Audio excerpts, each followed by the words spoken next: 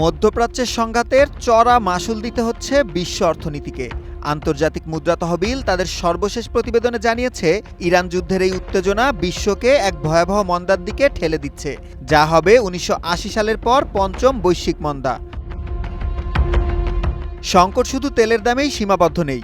আন্তর্জাতিক মুদ্রা তহবিলের প্রধান অর্থনীতিবিদ পিয়ের অলিভিয়ের গৌরিনচাস জানিয়েছেন, জ্বালানি তেলের দাম যদি ব্যারেল প্রতি $১০০ ওপরে দীর্ঘস্থায়ী হয়, তবে ২০২৬ সালে বৈশ্বিক প্রবৃদ্ধি মাত্র ২% নেমে আসবে, যাকে আন্তর্জাতিক মানদণ্ডে বিশ্বমন্দা হিসেবেই দেখা হয়। মধ্যপ্রাচ্যের যুদ্ধ বিশ্ব অর্থনীতির গতি থামিয়ে দিয়েছে। প্রতিটা দিন যত গড়াচ্ছে, আমরা তত বেশি প্রতিকূল পরিস্থিতির দিকে যাচ্ছি।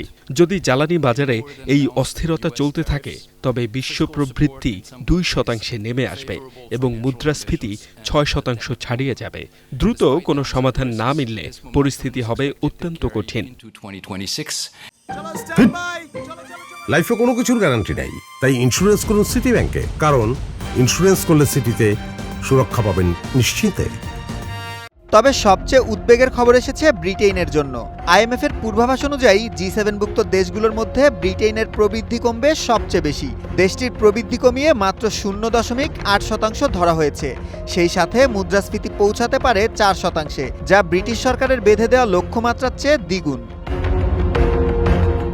এই সংকটের জন্য আমেরিকার প্রেসিডেন্ট ডোনাল্ড ট্রাম্পের অদূরদর্শিতাকেই দায়ী করছেন British chancellor Rachel Reeves. IMF এর বৈঠকে যোগ দেওয়ার আগে তিনি জানান, স্পষ্ট লক্ষ্য ও প্রস্থান পরিকল্পনা ছাড়াই এই যুদ্ধে জড়িয়েছে পেন্টাগন, যার চড়া মাশুল দিতে হচ্ছে ব্রিটেনের সাধারণ পরিবারগুলোকে। ওয়াশিংটনের এই সিদ্ধান্তকে বোকামি আখ্যা দিয়ে ট্রাম্প প্রশাসনের প্রতি তীব্র ক্ষোভ প্রকাশ করেন তিনি। IMF আরও সতর্ক করেছে যে বড় অর্থনীতির দেশগুলো কোনোমতে টিকে গেলেও ভয়াবহ সংকটে পড়বে জ্বালানি আমদানিকারক ও উন্নয়নশীল দেশগুলো। এই ধাক্কা সামলানোর মতো আর্থিক সক্ষমতা অধিকাংশ দরিদ্র দেশের নেই।